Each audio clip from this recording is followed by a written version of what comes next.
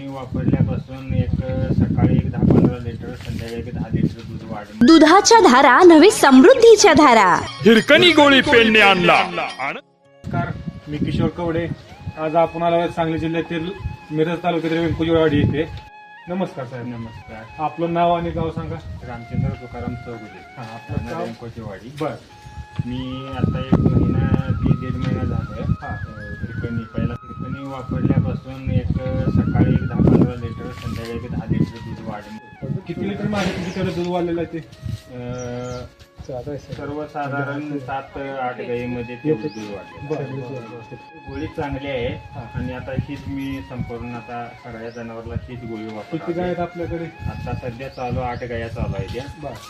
140 दूध चालू. 140 रुपये चालू आहे. तर आपण 10,000 प्लस आपलं वापरता. हां. तर हे त्याबद्दल आपण हे पूर्णपणे युरिया मुक्त देतो. हां.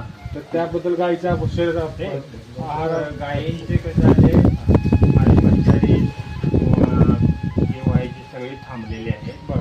आणि गाया शक्यतो करून महिना झाला आता दारामध्ये डॉक्टर इथे आला. साधारण 10-8 लोक फोटोवाल्यांनी सांगितले. बर. माझं बघून तिने आता चालू केले. अच्छा. त्यांच्यात म्हणजे हे झाले. पहिला जरा फॅट तेन कमी लागत होती. अच्छा. आता फॅट तेन सुधारणा झाल्या या गोळीनं. आणि आता सर्वसाधारण 3-5-4 झिरोला सकाळी ते गेल्या आणि संध्याकाळी 4-2 त्या लेवलनं फॅट तेन व्यवस्थित म्हणजे आता लागाले. 15 दिवस पहिला कमी होत वाढल्या आणि आता लेवल धरल्या फॅटची.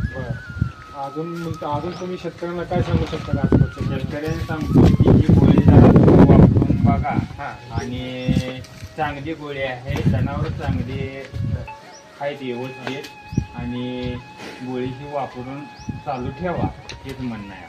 ठीक आहे, धन्यवाद.